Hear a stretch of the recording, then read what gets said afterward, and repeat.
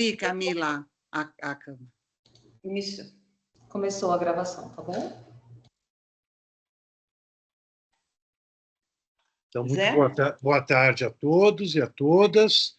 É um prazer muito grande ver essa tropa aqui reunida para discutir um tema tão atual, né, tão fundamental, né, ainda agora na conjuntura internacional, mais fundamental ainda. Vamos ter grandes confrontos, conflitos, né? E eu queria convidar a todos que, por acaso, se interessem, como a Ana falou, quem estava aqui cedinho agora, né? A gente tem um grupo de pesquisa dessa vertente do Lumen, né? Aqui nosso núcleo é o Núcleo Lumen, da Fundação São Paulo, da PUC São Paulo, e quem quiser se cadastrar para receber, Camila está aqui sempre atenta, é só mandar o e-mail para nucleolumen@pucsp.br, né? nucleolumen@pucsp.br, e pode também visitar o nosso site, né, pucsp.br/lumen. Lá vocês têm todas as palestras, debates que já ocorreram. A gente está gravando, amanhã a gente publica lá no nosso site. Alguém que perdeu também a gente pode mandar a gravação, ela vai ficar publicada no YouTube. E eu desejo aí boas-vindas a José Maria Guzmán Ferraz, né, que está estreando aqui no Lumen, mas, se Deus quiser, vai ter uma longa participação. E eu vou passar a bola, então, para a coordenação desse grupo, Planeta Vegetal, professora Márcia, também Ferraz, aqui só se convida Ferraz, que eu estou vendo. A Ana Maria e o Rafa, que coordenam, e desejo um bom evento. Um pouco mais tarde eu vou ter que dar uma saída desse computador e entrar no outro computador, que a gente tem um outro ciclo de debate acontecendo ao mesmo tempo. Aqui é bem agitado, Angela. Então, por favor, Márcia, a bola é sua. Boa tarde a todos e todas. É um prazer muito grande estar hoje, né, recebendo o professor José Maria Guzmán Ferraz para discutir, para apresentar e discutir um tema muito importante, como o professor José Luiz já mencionou. Eu vou fazer uma rápida apresentação. O professor José Maria Guzmán Ferraz tem um longo currículo de participação em diferentes grupos. Eu acho que o melhor, e isso aparece, né, inteiro na divulgação do evento, então eu vou falar só alguns pontos principais. Professor Guzmán é biólogo pela Unesp, mestre pela Exalc, doutor em ecologia pela Unicamp. Tem ainda um pós-doutorado em agroecologia pela Universidade de Córdoba, Espanha, defendido em 2009. Atualmente, depois de ter passado por vários grupos e instituições, né, como a UFSCar, Unicamp, Embrapa e etc., o professor Guzmán atua no curso de pós-graduação em Desenvolvimento Territorial e Meio Ambiente da Universidade de Araraquara, onde tem uma série de orientandos de mestrado e doutorado em agroecologia, mas também educação ambiental e alguns outros temas. E é membro ainda do Grupo de Estudos de Agrobiodiversidade do Ministério do Desenvolvimento Agrário, atividade que teve início em 2023. Então, eu passo para o professor Guzmán a fala e a gente espera que tenha um bom debate com os demais participantes. Boa noite para todo mundo. Muito obrigado pela apresentação, pelo acolhimento aí no Lumen, professor José Luiz, da Márcia, todo mundo que faz parte do Lumen. E eu andei vendo o que é o Lumen e fiquei muito feliz em estar aqui, porque realmente discutem temas extremamente importantes. Eu espero que a gente possa contribuir, como a Márcia falou, estamos aí juntos numa tentar melhorar um pouco esse planeta, né? Eu vou tentar colocar a apresentação. Vamos ver se eu vou ter sucesso aqui.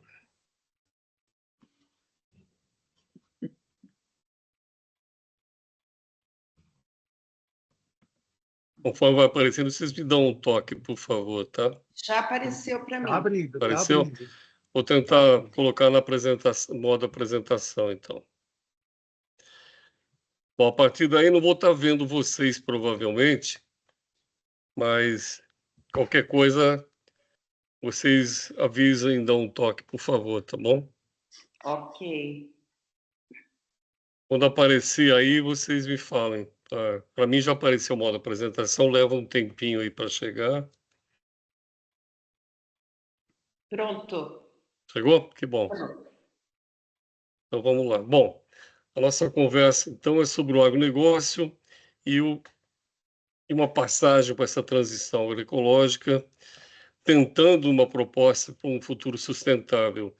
Eu não consegui deixar bastante carregado falar do problema do agro, sabe? Que é em função... Opa, saiu não? Saiu, professor.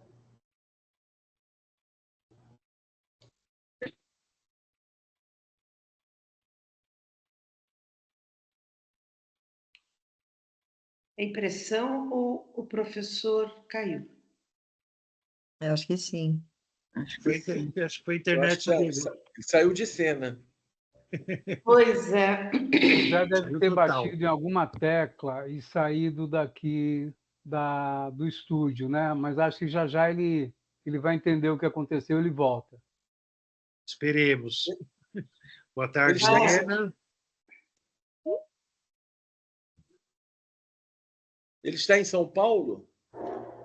Campinas. Ele está Campinas. entrando, já entrou de novo. Bom, vou começar a compartilhar, porque saiu a apresentação também, né? Com certeza. Saiu tudo. Vamos lá.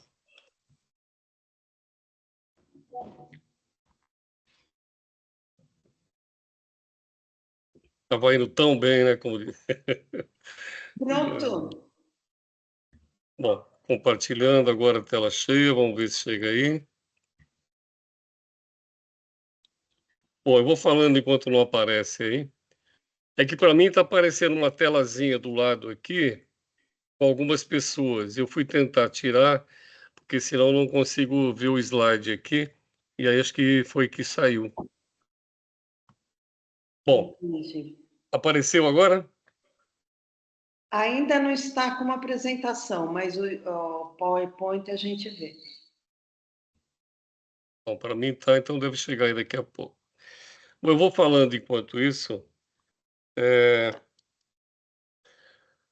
Então eu fiquei de conversar sobre essa transição e vou falar pouco, talvez, sobre a transição no final, mas eu vou enfatizar bastante os impactos do agronegócio e eu vou tentar colocar alguns videozinhos curtos aí só para mostrar o impacto que isso causa. O agro é bastante agressivo em relação à sua forma de se apresentar e de crescer, né? Porque são as grandes corporações que estão por trás e a gente sabe que a força que tem. Eu coloquei, apareceu aí a apresentação já? Perfeito. Tá. Eu coloquei Ciências Sem Limite, porque eu fui há pouco tempo dar uma palestra na Unesp, num evento de química, e no final tinha no subtítulo lá Ciências Sem Limite, né? Então vou tentar chegar nesse Ciência Sem Limite no final, porque é mais ou menos isso que acontece com o que a gente tem do agro aí hoje. E eu não sei se é agropop ou ogropop. A gente vai chegar no final para ver o que é isso na verdade, né? Eu pretendo no final que vocês tenham, pelo menos para a gente discutir, se o agro traz riqueza de fato para o país. Sem o agro o mundo passa fome, que é uma grande pergunta, né? O agro diz que sem ele o mundo teria uma grande avassaladora fome.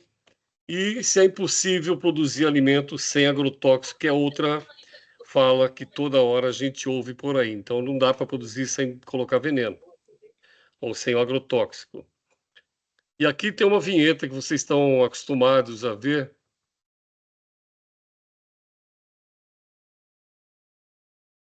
Deve começar a passar aí já.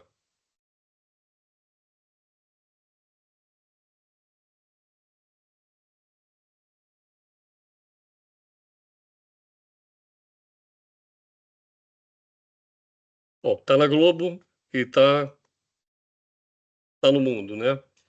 E agora eu vou falar como, além de estar na Globo, ele financia lobbies. Por exemplo, lobby para patrulhar livros didáticos que vão para a escola.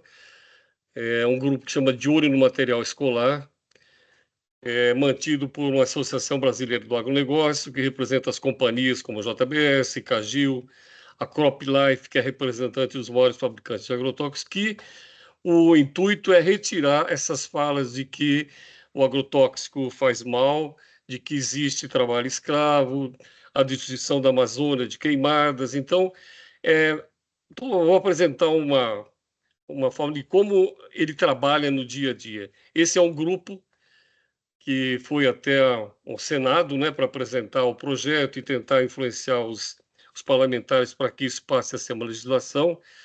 Esse grupo tem o nome de DOME, que é o pessoal que trabalha justamente representando a tradicional família brasileira para retirar essas informações dos livros escolares. E, recentemente, uma coisa que não é nova, mas que vira e mexe acontece, né? A Bayer, por exemplo, há pouco tempo colocou, o gerente dela noticiou as pessoas, eles ficam mapeando cientistas que têm ou que não têm, que eles podem estar acessando ou não para desenvolver o seu trabalho. E aí estavam listadas algumas pessoas de confiança nessa informação, como também tem a informação dos não de confiança, né? Então tem o Flávio Zambroni, de Campinas, toxicologista da USP, a Silva Belanga, o patologista José Lauro Viana, da Universidade da Unesp, e o Edivaldo Domingues Velini, que foi presidente da CTN-Bio. Eu fiz parte da CTN-Bio durante 2 gestões também, a Comissão Técnica Nacional de Biossegurança. E ele é um grande defensor do agrotóxico mais utilizado, que é o glifosato.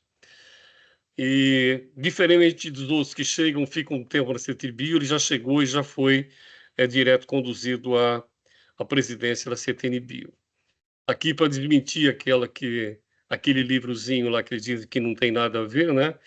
É o modo normal da expansão do agro, é você aplicar herbicida via aérea e depois colocar fogo. O caso mais recente é esse aqui, de um fazendeiro no Pantanal, 81 mil hectares, 81 mil campos de futebol, de uma vez só, passou um herbicida extremamente tóxico, 2,4-D, para depois produzir aí.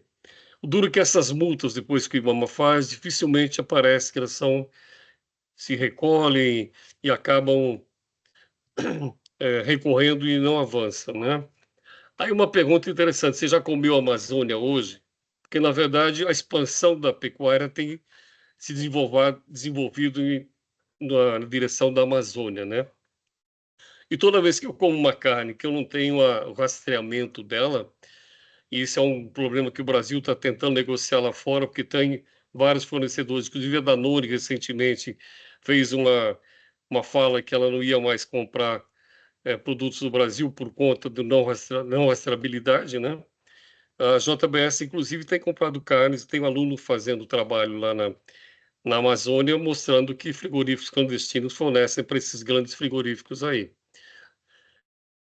E aí, só para dar uma pincelada nos gases de efeito de estufa, né? O desmatamento é dado em 2003, mas só piorou. O desmatamento, 35% total do gás de efeito de estufa, o setor de energia, 29% de emissão, agropecuária, 27%, e tem crescido fortemente, né? A indústria, 6%, e os resíduos, 3%. Agora, quando eu junto o desmatamento com a agropecuária, isso vai para 62% dos gases de efeito de estufa que estão ligados ao agronegócio, de uma forma direta ou indireta. É muita coisa. Isso coloca o Brasil num ponto que ele está lá entre os menos poluentes, coloca o Brasil entre um dos mais poluentes do mundo em termos de emissão de gás de efeito estufa.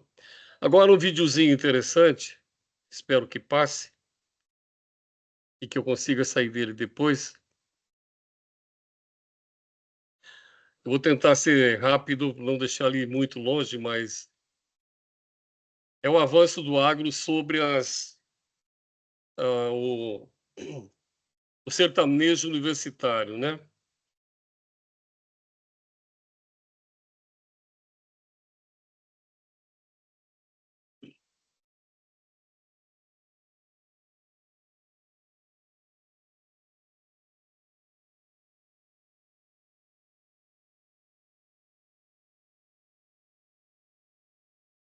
Esse é ele antes e agora é ele da caminhonete, aí depois de entrar no agronegócio, né?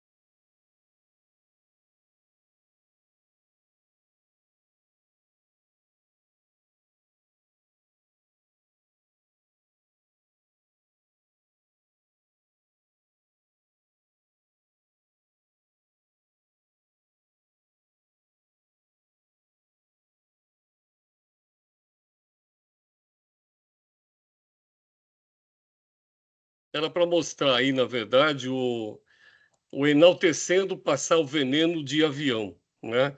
E o agro sendo enaltecido em todos os sistemas. É comum a gente abrir revistas e ver, por exemplo, informação como essa. A quantidade de CO2 removida por plantas de algodão em todo o mundo é equivalente a tirar 7 milhões de carros das estradas. Realmente, se eu pegar todo o CO2 que foi aportado aí, daria isso. Só que é uma cultura anual. Logo em seguida, esse CO2 volta para a atmosfera, porque essa matéria orgânica é decomposta, né? Mas tentando comparar com alguma coisa mais ou menos assim, que prestam serviços ecossistêmicos, né? Serviço ecossistêmico é o que a natureza proporciona, por exemplo, redução de CO2 da atmosfera, melhoria do clima, infiltração de água e vai embora. Então, tentando fazer uma correlação como se tivesse o mesmo valor de redução. Só que o serviço ecossistêmico vai além de reduzir o CO2. Esse serviço ecossistêmico hoje no mundo está estimado mais ou menos 125, 145 trilhões de dólares por ano. Então, é um serviço que a natureza presta. Quando eu tiro, ela deixa de prestar esse serviço, né? E aí vou fazer uma alusãozinha muito rápida, porque o agro ele usa muito produto químico. Então, fazendo uma alusão lá na alquimia, né? Tem uma música do Jorge Ben, que os alquimistas estão chegando. E eu tenho uma frase interessante, que evitam contato com pessoas de temperamento sórdido. E a alquimia foi desenvolvida toda uma mística por trás até chegar na química moderna. E essa química moderna também, entre coisas benéficas que ela faz, também faz o nosso malfadado agrotóxico, né? Então, a química e a alquimia trabalhava com segredos, né?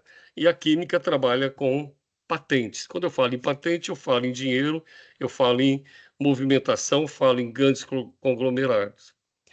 Então, nós temos mais ou menos 11 milhões de substância química no meio ambiente. 80 mil estão entre as de uso mais comum. Entre tudo, a alimentícia, farmacêutica, vai embora, né?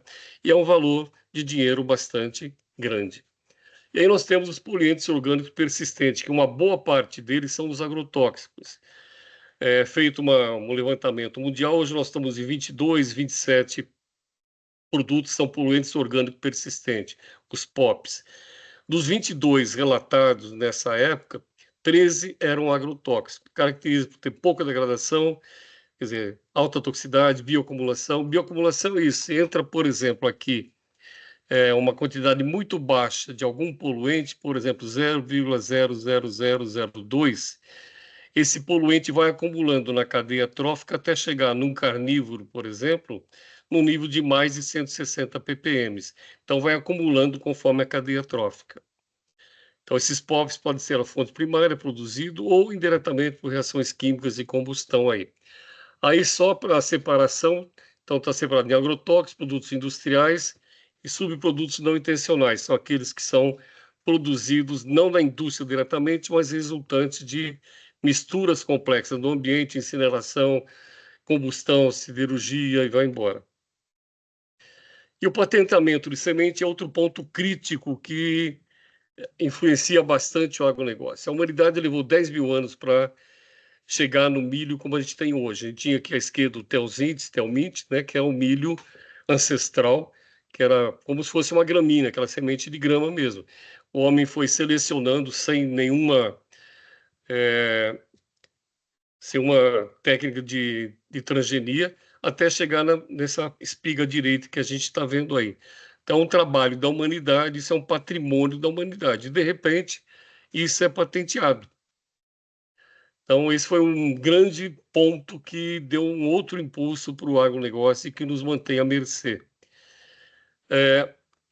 Essas, não vai dar para vocês lerem com muito detalhe, mas esses círculos azuis e amarelos aqui no entorno eram empresas que produziam sementes no Brasil antes de 2010. Com o patenteamento de semente, a Monsanto aqui em cima, por exemplo, comprou todas essas outras empresas.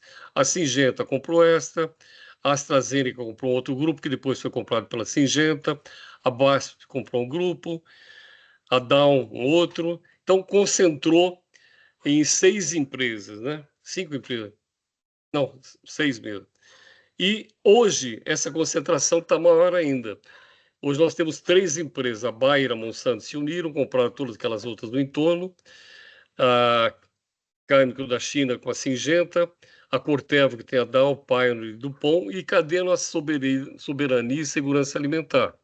Nós estamos na mão de 3 grandes corporações internacionais, com sementes de soja, milho e as maiorias das sementes do agronegócio. Então, hoje, a semente não é mais comprada, ela é literalmente alugada. Por que ela é alugada? Porque eu compro a semente de uma empresa, uma semente, principalmente, notadamente as transgênicas, comprei 100 sacos de semente para plantar, eles vão saber, esses 100 sacos, quanto de produção de soja ou de milho vai resultar. Se eu não tiver essa produção, eles vão dizer, onde está essa semente? Ou você perdeu, de que forma? Então, é avaliado. Se eu não plantar semente, se sobrar semente que eu comprei, eu tenho que devolver. Não posso ficar com essa semente. E não posso usar esse milho que eu produzi para plantar de novo, porque eles têm uma patente, têm um royalties, têm um contrato para que isso não ocorra.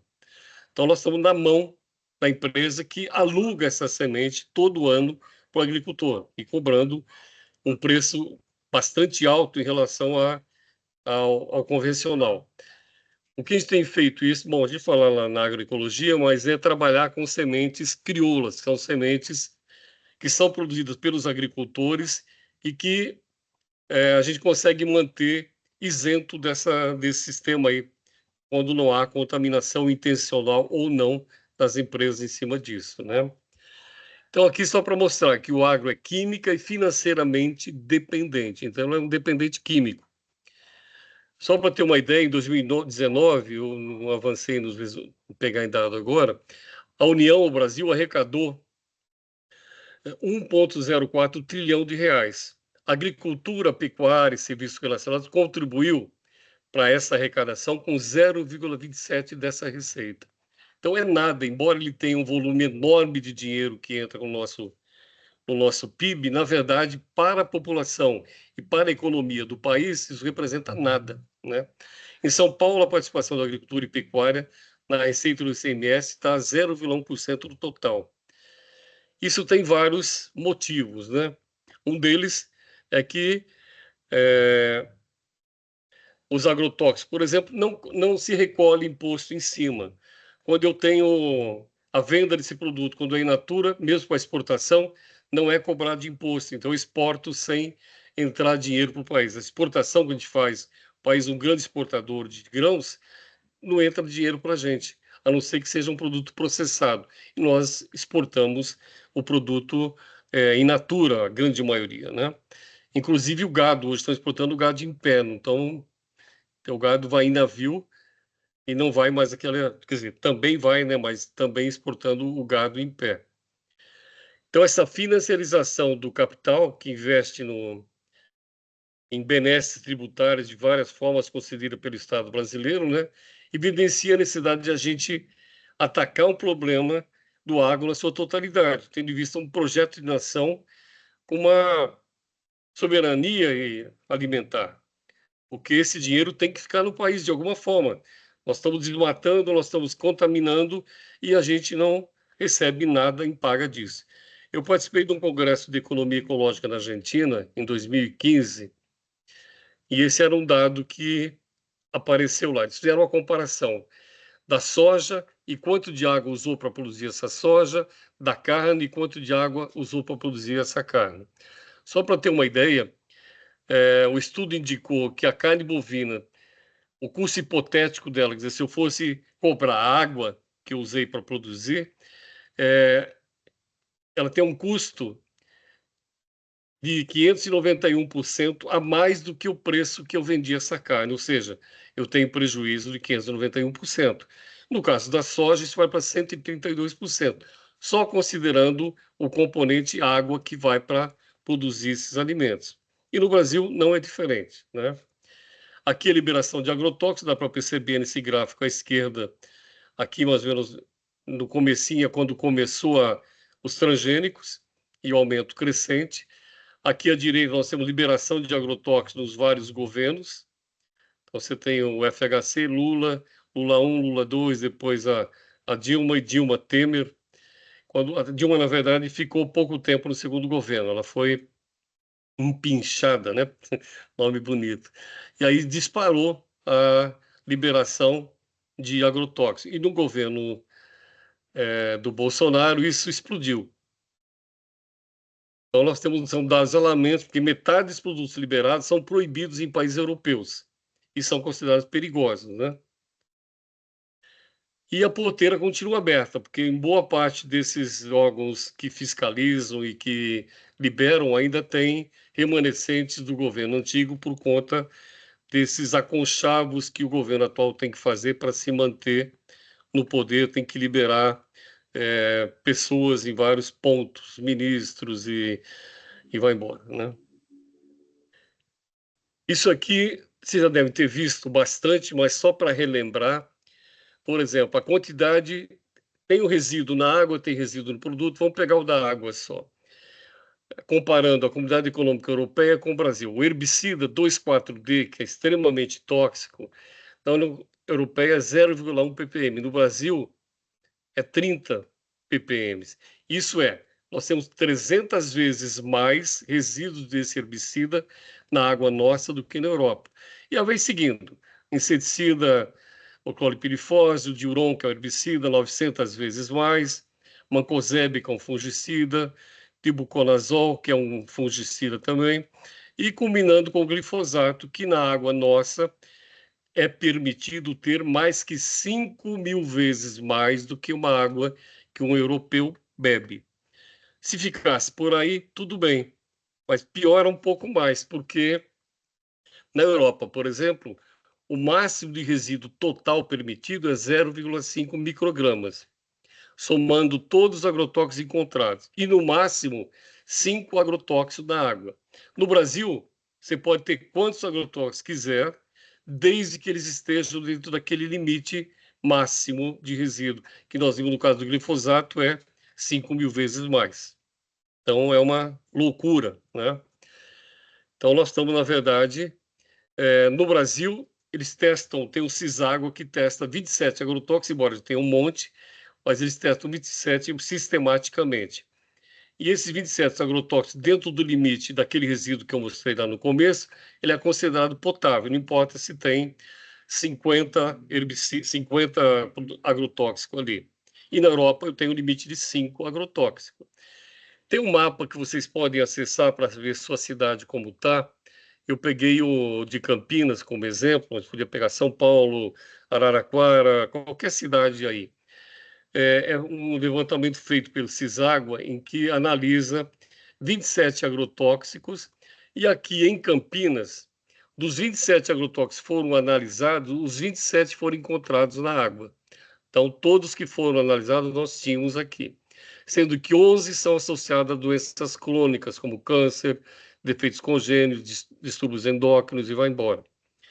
Os outros 16 agrotóxicos não eram tão potentes assim, mas causam também várias anomalias, tem vários registros de problemas. Então, no Brasil é permitido, no monitorado só 27, e os 27 foram encontrados. No Rio Grande do Sul já aumentaram um pouco essa análise, tem 46 parâmetros são analisados, além dos 27, mas também o limite continua alto. Então, aqui, se vocês entrarem nesse site aqui, procura Ciságua, e lá dentro tem, por trás do alimento, você vai achar na sua cidade quanto tem se os 27 estão presentes, se não estão, e qual é o nível de contaminação dessa que é avaliada, né? E o Brasil é um dos países que mais usa agrotóxico do que Estados Unidos e China junto.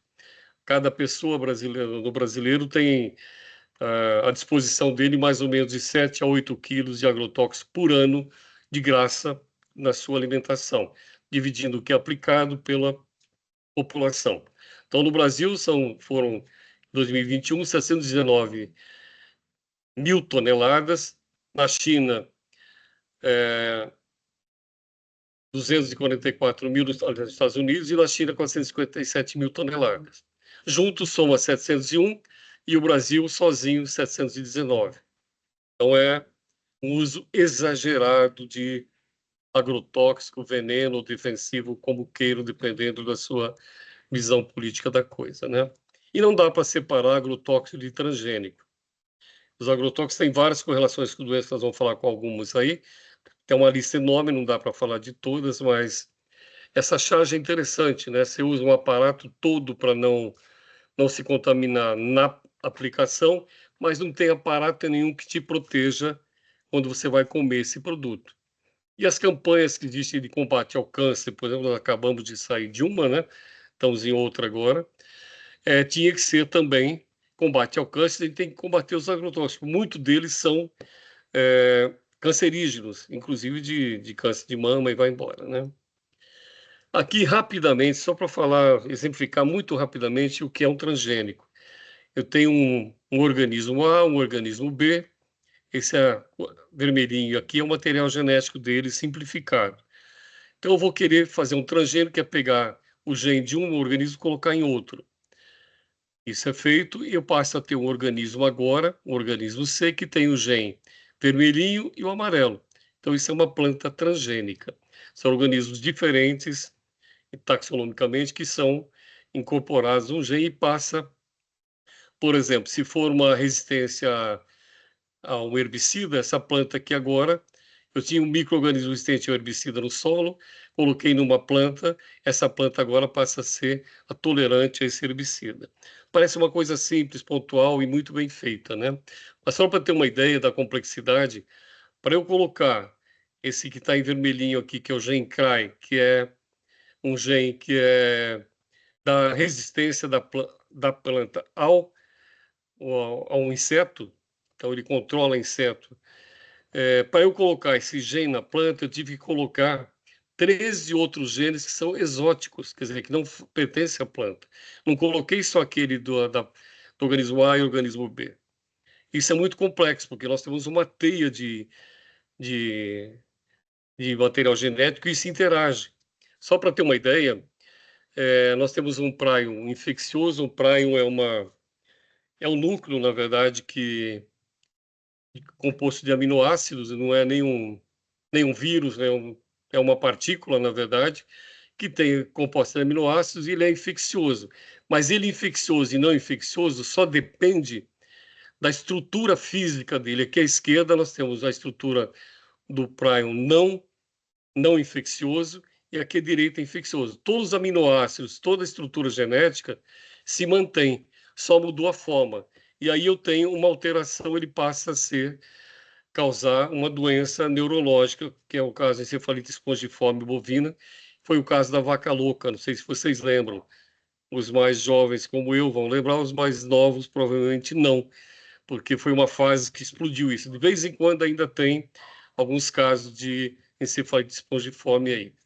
Então, esses transgênicos, a gente trabalha com a incerteza dele, porque a transgenia provém da complexidade das inter-relações entre as sequências genômicas que estão consideradas dentro do organismo.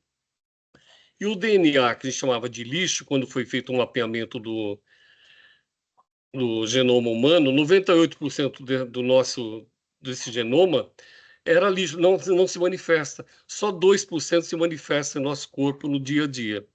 Só que qualquer alteração que haja, pode ser uma pressão, inclusive psicológica, uma pressão ambiental, esses 98% não vão modificar o gene, mas eles estavam silenciosos ali, passam a se expressar, e outros deixam de se expressar. Então, tem uma alteração bastante grande toda vez que eu altero ou que eu tenho uma pressão sobre uma população. Por exemplo, sobre a população judia, que teve uma pressão forte na Segunda Guerra Mundial. Isso seguramente causou alteração, não no gene, mas na expressão genômica. Os povos africanizados que vieram para cá também tiveram. E isso vai se manifesta nas gerações seguintes, embora não tenha uma modificação genética. Isso chama-se epigenética. Não vou falar nela agora, mas dar uma conversa só sobre epigenética, que se refere a características que, de repente, passam a se manifestar no determinado organismo, tá? Então, a gente sabe que o DNA lixo, na verdade, não é um lixo, ele é uma ampla mesa de controle com milhões de interruptores que regulam a atividade dos genes, que pode ser ligado ou desligado. Só para ter uma ideia, uma soja, aqui à esquerda nós temos uma soja não modificada geneticamente. Essa mesma soja, quando ela foi modificada, esse gráfico da direita, pra vocês terem uma ideia, isso não é avaliado quando é feito, proposto na CTNBio a liberação. A não geneticamente modificada, por exemplo, em relação ao formaldeído, que é uma substância tóxica e cancerígena, no início ela tem esse composto e ela vai diminuindo, que ao longo da cadeia, ao longo do desenvolvimento da planta, some praticamente o formaldeído. Ao contrário, acontece com a soja transgênica. Ela é baixa no começo e vai aumentando, chega no final. Quer dizer, quando eu estou colhendo a soja, tem um alto acúmulo de formaldeído, que é cancerígeno. E, por outro lado, uma substância extremamente importante e boa, a glutadiona, que é um antioxidante, por exemplo, aqui à esquerda, na soja não transgênica, dá para perceber que o nível de glutadiona se mantém ao longo da soja, do tempo todo dela. Então, no final, eu tenho uma quantidade de glutadiona boa, que é interessante ter, né? Na soja geneticamente modificado, eu diminuo praticamente a zero a quantidade de glutadiona nessa soja transgênica. E hoje, quase tudo que a gente usa no Brasil, óleo, proteína de soja, emulsificante de soja que vai no sorvete, vai no chocolate, é todo de soja transgênica praticamente. Então você vê, ela tirou uma coisa interessante e aportou na soja uma coisa que é complicada. Então essa decisão do CTNBio normalmente tem uma organização científica superficial e incompleta e se legitima do desconhecido, não se observa a legislação e não considera vários riscos sérios para a saúde humana e para o meio ambiente. Tem vários trabalhos relatando isso. Inclusive, em 2015 também, nós fizemos um levantamento, eu e outros colegas da CTNBio, porque era difícil achar trabalhos que contestavam os transgênicos, tinham poucos feitos, né? Então, a gente conseguiu levantar, nessa época, 750 estudos mostrando os problemas que tem essa liberação e a incerteza desses transgênicos. Aqui no caso do glifosato, mostrando a correlação direta com a pesticida, malformações fetais. Isso aqui é um caso de estudo na Argentina, em que mostra, aqui nesse gráfico de cima, a quantidade de nascidos vivos e com e com anomalia. E aqui a quantidade de soja produzida com o glifosato, a soja transgênica. Então, quanto mais se usa o glifosato, mais crianças nascidas com problema. E eu peguei hoje até o Tobias Ferraz que me passou, mas toda hora tem isso, né? Tem um pesquisador do Mato Grosso, o Vanderlei Pignatti, e é uma outra pesquisadora. O Pignatti é, inclusive, médico e professor da Universidade de Mato Grosso. Já relatou malformações de bebês, morte recém-nascido, aborto espontâneo, câncer infanto-juvenil, nas cidades que são o exemplo do agro, Ribas do Rio Verde, Sinop, Sorriso. Isso não é colocado. E o Vanderlei sofreu, inclusive, pressões pessoais e ameaças seríssimas por conta disso, como a Larissa Bombardi também, que teve, inclusive, sair do país, né? E tem uma fala de um deputado contrapondo essa reportagem que saiu agora, dia 11 desse mês, relatando isso novamente, né? Um deputado, Gilberto Catani, que é da bancada ruralista, que esses alerta contra o malefício dos agrotóxicos no Nortão, quer dizer, lá no norte de Mato Grosso, é mentira. E tem o intuito de culpar o agro. Esse aqui é um trabalho feito por um grupo francês, Seraline,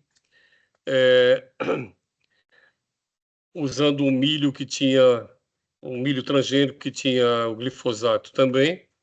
Só que, normalmente, na avaliação da CTN-Bio, ou para estudos assim, é feito uma semana, 2 no máximo.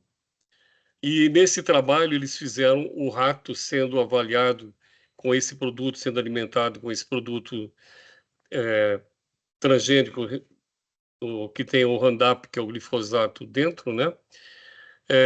Mais ou menos como se fosse o equivalente a 40 anos do ser humano. E com isso nós tivemos quase todos os ratos com câncer. Esse trabalho foi contestado pela Monsanto, ela conseguiu tirar da revista, imagina a pressão que tem. Depois voltou a ser publicado numa outra revista e esse grupo ficou, perdeu todo o financiamento que tinha para... Bom, aqui vou passar rapidamente, mas é o glifosato, e aqui à esquerda você tem um neurônio, uma célula de neurônio normal, então ela tem os axônios, que são essas terminações que ligam uma célula, uma célula nervosa a outra, né? E aqui, quando ela é submetida a uma quantidade de agrotóxico do glifosato bastante pequena, ela deixa de formar esse axônio, ou seja, deixa de fazer as ligações neurológicas que seriam importantes. Foi descoberto um estudo da própria Monsanto, depois que ela não divulgou, mas acabaram achando esse trabalho, que um estudo de 90 dias, quer dizer, além do que se faz de um mês, no máximo 3, 4 semanas, os ratos que foram alimentados com milho BT, que é ligado a um Bacillus thuringiensis transgênico, apresentavam sinais de toxicidade. Problemas no rim, no fígado, problemas renais, problemas de pressão arterial, infecções, glicemia, anemia. Então, são estudos que são escondidos, na verdade, né? A gente não sabe, na verdade, quantos produtos comerciais existem no mundo. Foi feito um levantamento há pouco tempo, tem 350 mil produtos e misturas de produto químico registrados.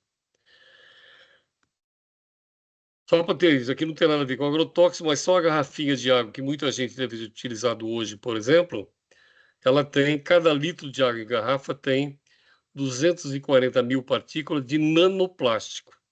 E esse nanoplástico ele está se ligando, hoje é encontrado inclusive dentro de carne que a gente vai comer, carne bovina, carne de peixe. E a gente não sabe direito ainda o que isso causa, mas já tem estudos que eles conseguem levar substância tóxica, armazenar e levar para dentro do corpo do... E aí era só um plastiquinho, né? E aí nós temos mares de... Então são tecnologias que são colocadas no ambiente sem o devido cuidado. Não é contra a tecnologia, o cuidado tem que ser. Abelha e agrotóxico, nós temos um risco de extinção de abelhas bastante sério, né? Por uso principalmente de inseticidas neonicotinoides. Então, é be or not to be. Vamos ter abelha ou não vamos ter abelha, né? E aqui uma coisa que chamou bastante atenção, vocês podem ter visto já provavelmente também, é na China, os agricultores de uma região que se usou bastante esse inseticida, praticamente sumiram todas as abelhas, eles tiveram que fazer a polinização manual feita pelo agricultor, porque não tinha mais inseto que fazia essa polinização. Bom, aí vem a pesquisa científica e resolve isso, ligada à grande empresa, é claro, né?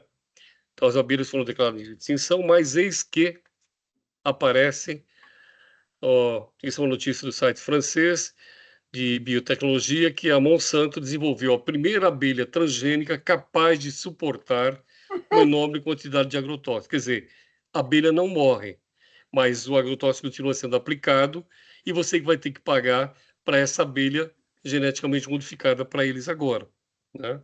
Então, você vê a lógica que tem o uso e a apropriação do conhecimento dentro de geração de lucro. Isso é só geração de lucro. Tinha que fazer, na verdade, procurar algum controle que não exterminasse as abelhas, né? E tem um avanço ainda mais interessante.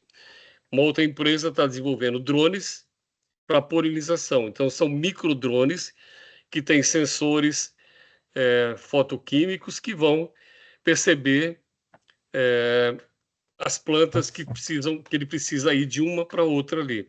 Então, a ciência também resolvendo o problema e criando cada vez mais dependência, né?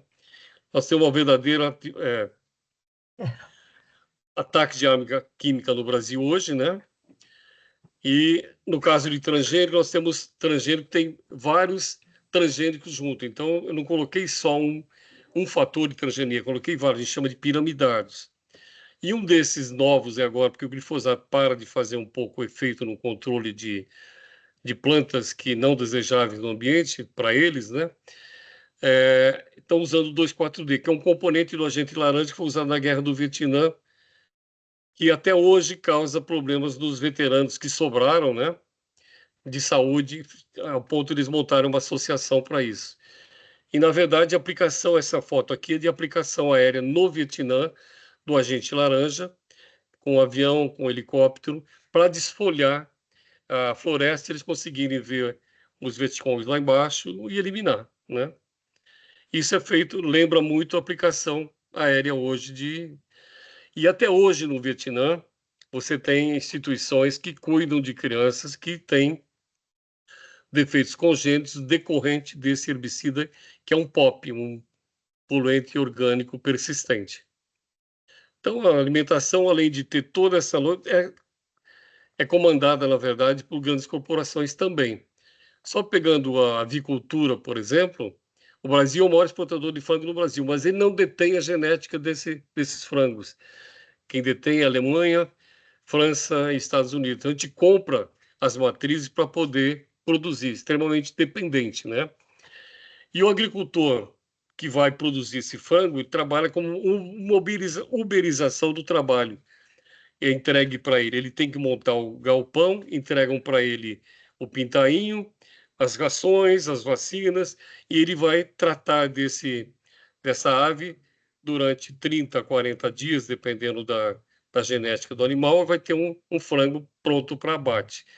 Se tiver uma doença que mate esses frangos, vai ser abatido do valor dele. Em média, recebe em torno de um real, mais ou menos, por ave.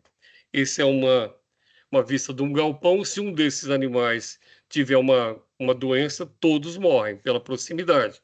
E não usam máscara, né?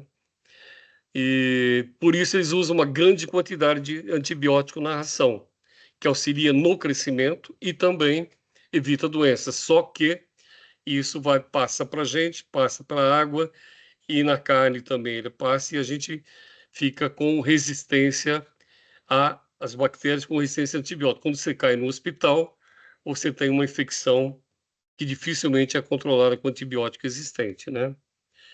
E nós temos casos grandes, nós estamos reduzindo a agrobiodiversidade. E quando você reduz a agrobiodiversidade, a gente fica suscetível. Tem casos, por exemplo, na Irlanda, né, na Europa, na metade do século XIX, que provocou a morte e fome de milhões de pessoas, que eles usavam a batata como base da alimentação. Como houve, era uma batata praticamente toda igual, que a batata se reproduz vegetativamente, né? Pega uma batata planta, então ela não tem muita... Se eu continuar multiplicando, ela não tem muita diversidade. houve essa doença e acabou praticamente com toda a plantação. Isso morreu muita gente, causou migração, e só foi resolvido graças à resistência encontrada em batatas no centro de origem do Peru, que tem uma enorme biodiversidade. Recentemente aconteceu coisa semelhante com o milho nos Estados Unidos, o ataque de um fungo também, o Mythosporium, que destruiu os milhos comerciais de uma forma avassaladora. Só foi resolvido com material genético vindo de outros países. Então, nós temos isso, né? Monocultivo, dependência de químicos na adubação e no controle de praga. E que tipo de desenvolvimento é esse que perde 73% da nossa biodiversidade foi perdida em 50 anos, segundo estudos. E nós temos, além disso, uma redução do cardápio alimentar. A FAO estima que, ao longo da história da humanidade, nós tivemos 10 mil espécies para alimentação humana. Atualmente, não tem mais de 120 espécies cultivadas de plantas, proporcionam 90% da alimentação calórica, então somente 4 espécies vegetais, trigo e 3 espécies animais, gado, suíno e frango, na verdade, que produz mais da metade do nosso alimento. Nós estamos perdendo essa cultura de... E nós temos também, com isso, porque a cadeia da produção do alimento ela é ligada, da produção no campo, ela é ligada à produção industrial. Então, nós temos uma cadeia de alimentos ultraprocessados. Você pega o arroz, você limpa esse arroz, tira dele o farelo, que ali está toda a vitamina B12, principalmente, vitamina B, e depois você compra esse farelo de arroz, o farelo de trigo, para incorporar depois. A gente come arroz branco, que não tem muito menos nutrientes, né? Além dos ultraprocessados. E comer, a gente sabe, é um ato político, não político partidário, mas tem uma grande conotação com o que a gente quer fazer da vida, né? Tem uma frase do Chomsky que eu acho interessante, que o povo em geral não sabe o que está ocorrendo, nem sequer sabe que não sabe. E isso é o que acontece com a gente mesmo, né? Além dos aditivos alimentares, né? Só em um pão foram encontrados 35 aditivos alimentares diferentes. E eles não agregam valor nutricional. Normalmente é feito para você ter usado mais como corante, emulsificante, conservante, aromatizante, corante. Você compra lá uma bebida sabor de morango, mas morango mesmo nada, né? Então, é toda uma cadeia em que o enfoque agroecológico tenta trabalhar de forma diferente. Oi? Ele traz consigo as ferramentas teóricas e metodológicas que nos auxiliam a considerar de uma forma holística as 6 dimensões da sustentabilidade: ecológica, econômica, social, cultural, política e, principalmente, a ética, né? E a gente trabalha com o agroecossistema, não, por exemplo, com o sistema de cultivo de milho, de feijão, mas com o agroecossistema, com uma propriedade como um todo.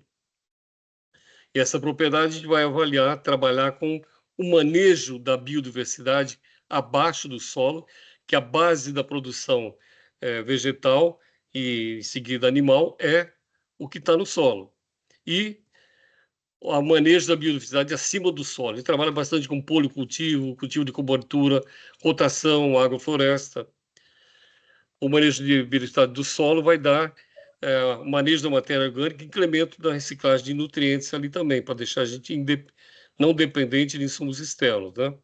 Com isso, eu vou ter saúde das culturas e dos animais que são alimentados com essa ração, e saúde do ecossistema e saúde humana. Então, essa é a base. Eu nunca vou ter um solo nu, por exemplo, descoberto. Aqui tem uma plantação, não é de maconha, parece, mas é mandioca, com feijão no meio. Aqui um monocultivo de milho, que só tem o milho e o matinho que conseguiu crescer ali. Aqui já é um cultivo tradicional que o nosso agricultor fazia, e nós estamos restabelecendo isso, que é o cultivo consorciado de milho e feijão. Se sobrar tempo, eu falo dessas associações interessantíssimas nesse caso que a gente fazia e deixamos de fazer. Professor, comparando com isso. Oi? Professor, chegando nos 45 minutos. Beleza, então não falta muito mais. Bom, então isso aqui é um monocultivo. Você imagine, todas essas plantas vão ter o mesmo tamanho fora do solo, o mesmo tamanho de raiz também, certo? Então esse tamanho de raiz vai estar na mesma profundidade. Quando chove, eu posso encharcar isso aqui. com passar um monte de máquina que vou compactar o solo, então a água não penetra. Se penetrar, vai penetrar até a altura dessas raízes. Se der uma seca, ela vai sentir, porque a raiz dela é curta, não vai pegar água lá embaixo, né? Ao contrário, quando eu tenho um sistema de produção com uma vertente agroecológica, eu nunca trabalho com uma planta só. Eu trabalho com policultivo, então vários cultivos, aqui banana, café, morango e vai embora. Aqui eu tenho outro sistema de agrofloresta à esquerda, que eu tenho produção de hortaliça com árvores. Por que árvores? Nós vamos ver aí mais para frente com mais detalhe. Mas é muito importante você ter um sistema que armazene água, que mantenha livre de ventos. E aqui um outro sistema que eu tenho café como cultura principal e outras culturas juntas. Eu nunca vou ter uma cultura só. Esse slide você já deve ter visto também. As florestas, a gente sabe hoje em dia que elas se comunicam através das raízes e dos fungos, dos micro-organismos que fazem ela conectar. Então, na natureza, a Terra está conectada também como se fosse uma rede de internet entre as plantas. Uma planta mãe, por exemplo, pode passar nutriente através dessas redes para uma planta deficiente, uma planta filha. Se ela for atacada por uma praga, por exemplo, por um inseto, um ataque forte, ela vai passar essa informação para as outras e elas vão liberar substâncias tóxicas que as plantas não podem correr, então elas têm substâncias que minimizam o ataque de pragas. Então essa rede funciona muito bem. É por isso que a gente trabalha preferencialmente na agroecologia com sistemas agroflorestais, que para uma planta estar conectada com outro ser vivo, né, age como sistema de defesa, como a gente falou aí. E esses policultivos, que é um cultivo de várias plantas juntos, tem várias vantagens: melhoria do solo, redução da população de inseto-praga, menor incidência de doenças, supressão de plantas invasoras, que a gente chama de espontânea, uso mais eficiente de nutrientes, água e luz, menor risco de perda na colheita, menor risco de perda na comercialização, porque se eu, por exemplo, o milho naquele ano não der nada no monocultivo, eu perdi minha safra, né? Ou se der uma doença. Aqui não, como tem vários cultivos, meu risco de perder uma lavoura, eu posso ganhar em outra. Isso aqui é uma estrutura do solo, bem estruturado, só para ter uma ideia. Olha, numa colher de sopa de um solo saudável, eu tenho mais organismos ali do que pessoas na Terra. Eu tenho mais de 7 bilhões de organismos ali dentro, num solo orgânico, num solo bom. Num solo arenoso, daquele do agro, que só tenho quase um deserto, o solo é usado só como substrato, eu não vou ter nada disso. Isso aí age, tem várias funções, de proteger a planta, de fazer interconexões, né? Só para ter uma ideia, esses micro-organismos do solo, por exemplo, eles agem para nutrir essa planta de vários sistemas. Por exemplo, a fixação de nitrogênio tem um grande número de micro-organismos que fazem esse trabalho. Solubilização de fosfato tem outro número enorme. Solubilização de potássio, a decomposição de matéria orgânica no solo e proteção de plantas. Eu tenho penicillium aqui, que produz a penicilina. Então, dependendo da região, ele pode atuar como controle de patógeno também. Outra coisa que a gente usa bastante são plantas repelentes. Pelo cheiro, elas repelem os insetos ou atraem abelha, por exemplo, nessas flores, que vão ajudar no controle. Posso ter um controle biológico. E no sistema convencional, quando eu tenho uma doença ou uma praga, isso indica para mim que eu tenho que matar. E para a gente indica um desequilíbrio, que eu tenho que buscar qual é esse desequilíbrio. Aqui eu tenho um predador atacando uma praga, por exemplo, nesse controle. E esse slide que eu queria demorar um pouquinho só para... Aqui à esquerda o ecossistema florestal, aqui o sistema agrícola convencional usado no agro, e aqui o sistema agroflorestal que eu uso plantas que me interessam economicamente, mais árvores que também me interessam economicamente ou não. Pode ser plantas simplesmente do bioma local, para produção de madeira, para produção de serviços ecossistêmicos, a gente viu, né? Então, no ecossistema florestal, o que acontece? As plantas grandes perdem folhas, essa folha forma uma camada de matéria orgânica aqui, que vai ser decomposta e vai alimentar a planta de novo. Tem solos da Amazônia que a Amazônia é muito diferenciada em termos de solo, mas tem locais que o solo é só areia. Se você olhar em cima, você tem uma floresta exuberante, porque a própria reciclagem da matéria orgânica da floresta é que mantém esse sistema. Se eu tirar essa floresta, eu vou ter um deserto nesses locais.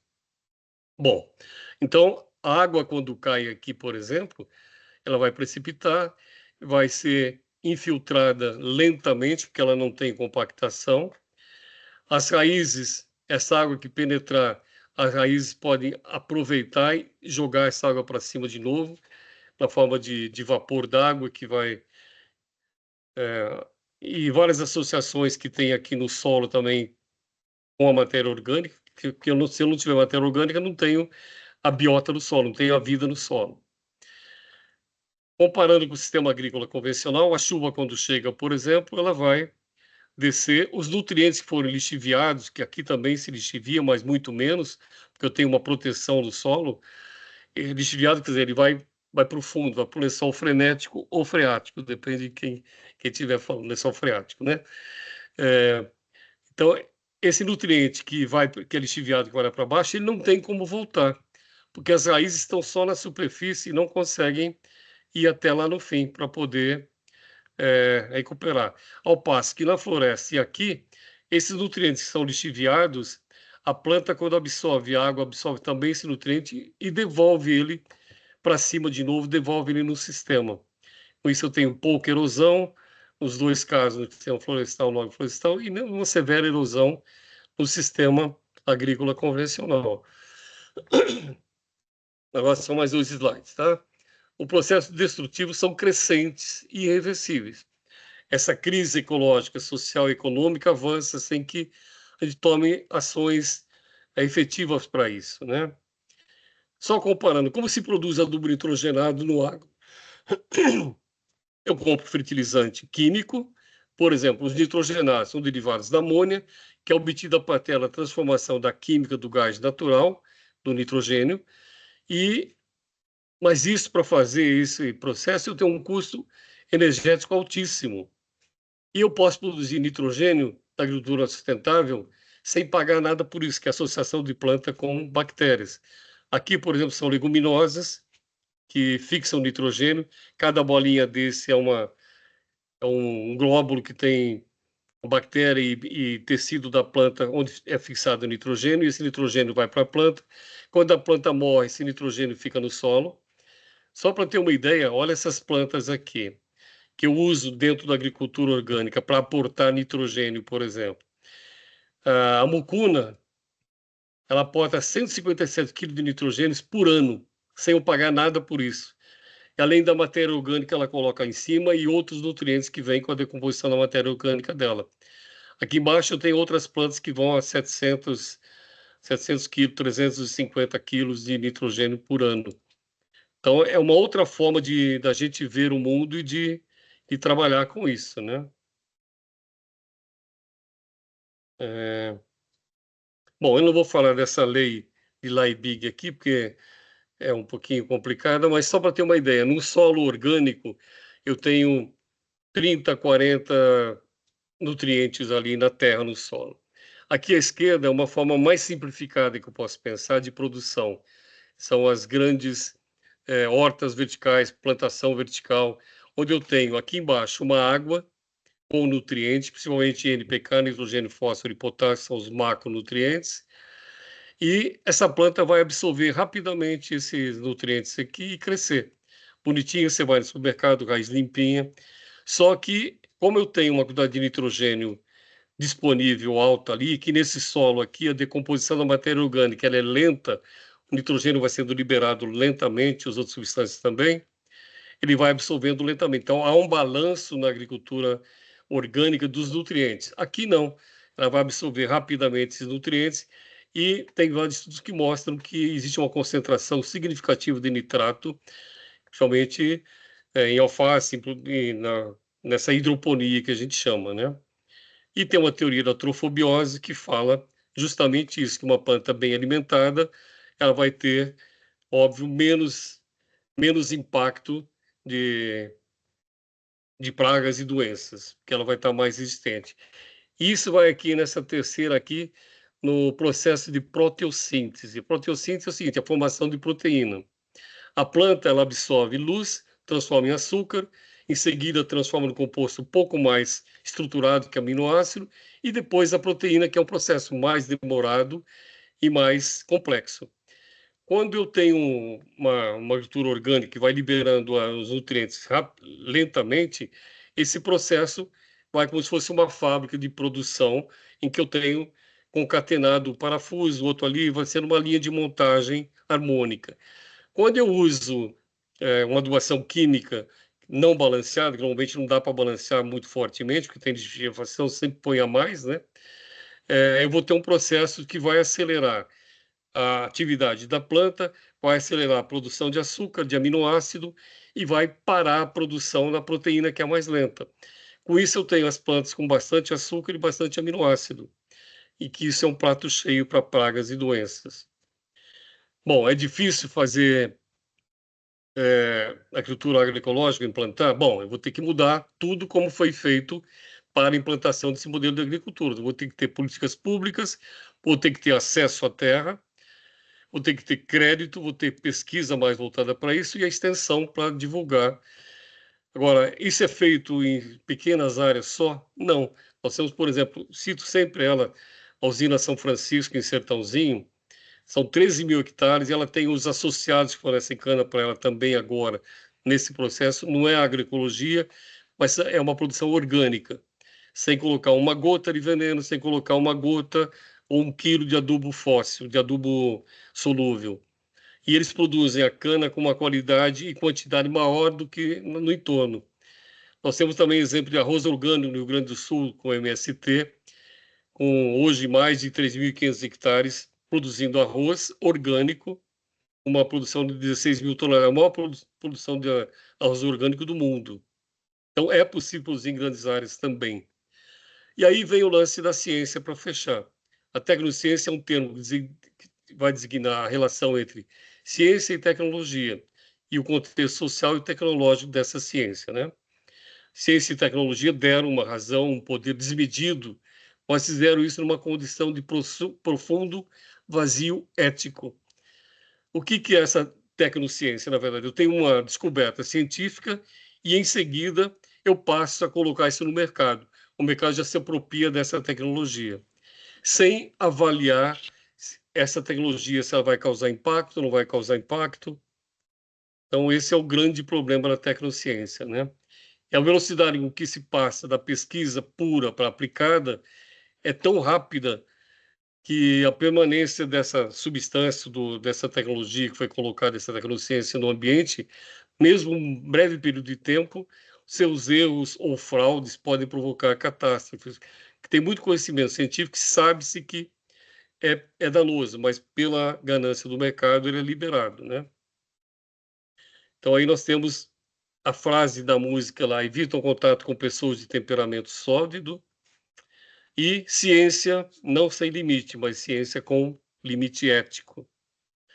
E aí eu termino a minha apresentação, se der tempo para a gente discutir, espero que sim.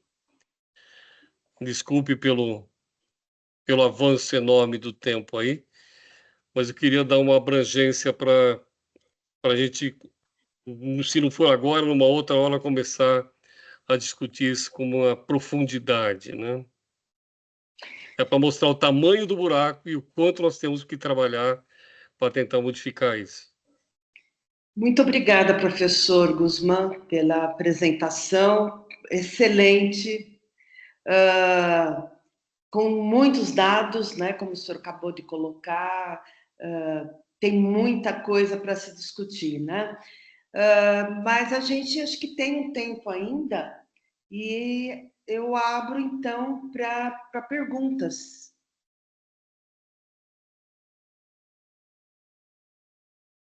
Quem que levantou a mão, Rafael? Ana? A Ana acho que é o primeiro. E Isso, depois pode o ir. Rafael. Professor, muito obrigada pela apresentação. Acho Coisa linda. fundamental muitas das coisas que o senhor colocou aqui para a gente. E a minha pergunta, bom, não é bem uma pergunta, mas pensando na segurança alimentar, que é algo que o lado do agro sempre traz e tal.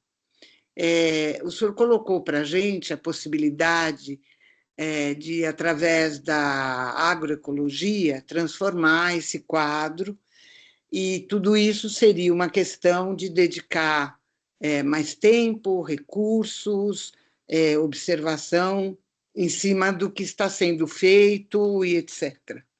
Então, eu gostaria de saber se é possível, nesse sistema, nesse manejo agroecológico, chegar a dimensões como as que o agronegócio atual tem. E a preservação dessas plantas, porque alguma coisa que eu tenho escutado é que, por exemplo, em termos de frutas e etc., as nossas frutas do norte, né, que têm um potencial enorme, que são maravilhosas e etc., como preservar essas frutas para que elas possam ir para além da fronteira delas?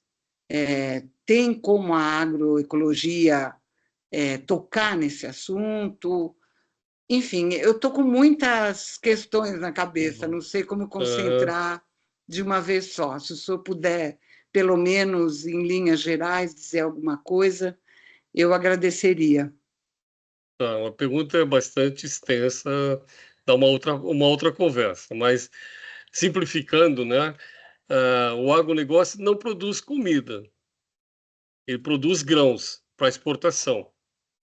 Então, não é uma comida de fato, é uma comida com veneno. A gente quer isso. As externalidades dessa produção são muito grandes. Quando você avalia a externalidade da produção, você vê que é impossível a gente tentar querer manter um sistema desse, né? A gente trabalha em agroecologia também com a adaptação de plantas no sistema, no bioma que elas estão. Por exemplo, eu dificilmente vou produzir morango ou uma fruta de clima temperado lá no Nordeste, a não ser em estufa, mas aí eu já estou artificializando o meio. Nos locais naturais, a ideia é que a gente produza o que aquele ecossistema tem de positivo, produzir ali. E a outra coisa importante também são as cadeias de comercialização. Quando eu produzo uma vaca aqui no Brasil que produz leite, e eu produzo um iogurte, por exemplo, e mando lá para a Europa, imagina o custo que tem.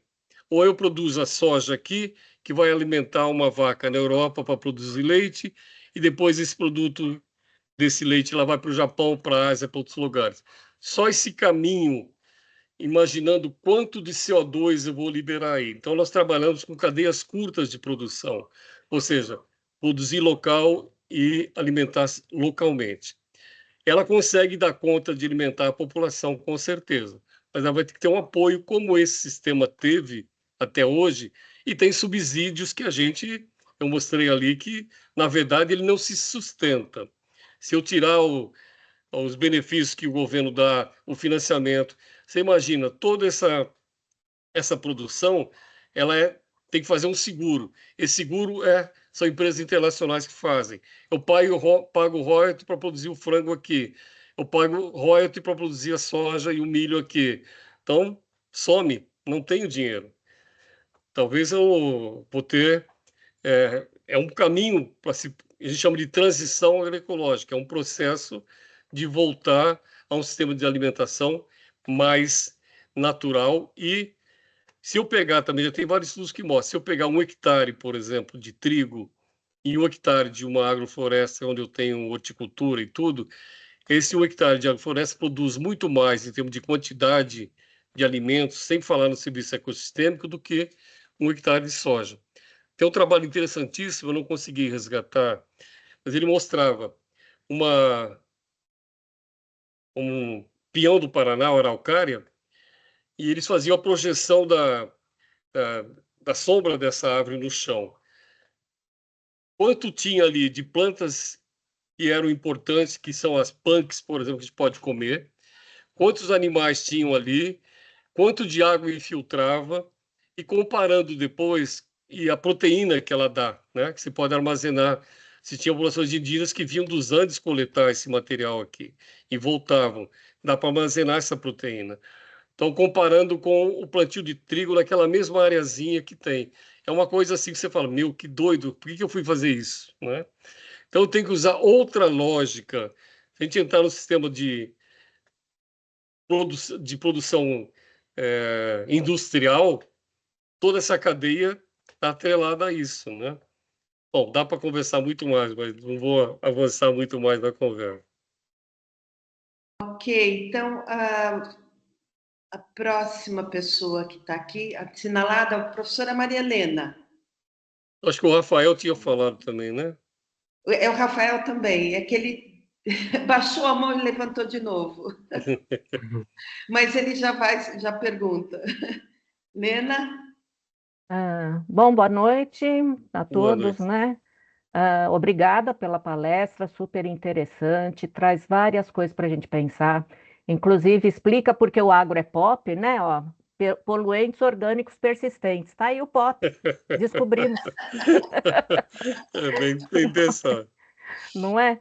E o que me preocupa, professor, é como que a gente pode pensar em mudar isso? É muito difícil, é desanimador mesmo, porque o agro é muito agressivo, né? Então, tem essa questão dos livros didáticos, que já há tempos a gente estava sabendo, né? Porque eu trabalho mais com professores, né? Então, isso aí já estava se manifestando nas escolas, inclusive com reuniões de coordenadores de ciências na Fiesp, né? E coisas parecidas. E essas perseguições pessoais que tem, né? O caso horroroso da professora Larissa Bombardi, agora esse outro professor que o senhor comentou. Tem essa parte dessa agressividade, como que a gente vai se defender? Não quero que o senhor responda, lógico, porque isso aí, nossa, como que vai se responder, não é? E a outra coisa também, né, que também tem que eu vi dessa agressividade, né, aqueles cientistas cooptados, né, pelas agências que vão, então, defender, colocar as dúvidas, né, que a Naomi Oreskes trabalha no livro dela, Os Mercadores da Dúvida. Ela não coloca o agronegócio no livro, mas está na hora de chegar por aí também.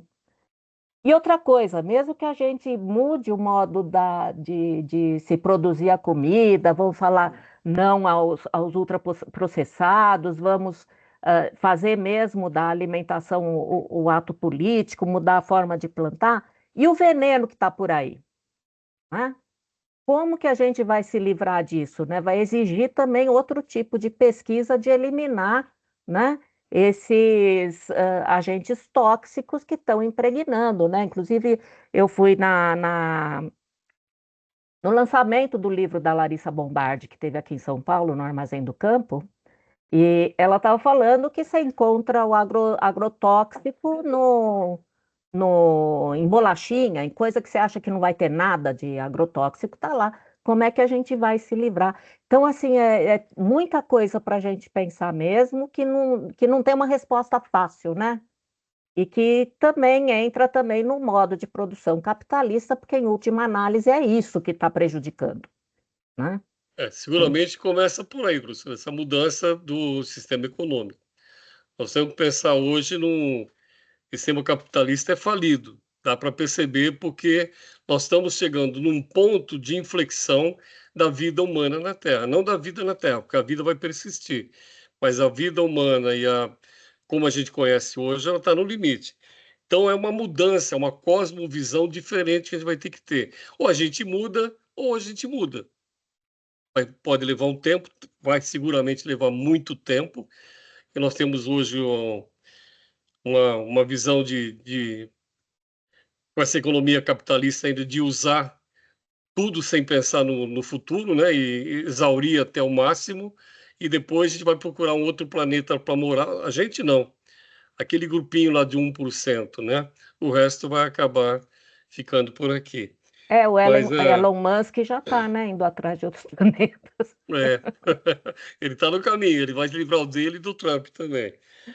E a gente vive de utopia, né? Eu acho que é essa utopia mesmo. Ele chega num ponto e olha para frente. Mas se a gente achar que isso é o normal e que vai continuar, a gente não avança em mudança, né? Então a gente tem que plantar essas ideias, começar a realmente trabalhar, usar o que os povos tradicionais já usam na África, o Ubuntu, por exemplo, o Ubuntu, né? Aquela filosofia, se você não está bem, eu também não estou bem. Os povos aqui dos Andes, da teoria do bem viver, são comunidades que a comunidade tem que estar bem para que aquilo esteja funcionando bem. Então, nós vamos ter que ter uma mudança de paradigma, seguramente. Agora, vai ser um tempo, não é da noite para o dia, né? Vai dar uma conversa longa isso. Você colocou vários Espero que a pontos gente aí. continue, né? Muito Com legal, certeza. Acho obrigada. que o bom do Lume é isso, e o que o Tobias tem feito também é continuar discussões, porque a gente não consegue exaurir uma discussão rapidamente tão complexa assim, né? Que exige mudanças muito fortes, grandes mesmo, né?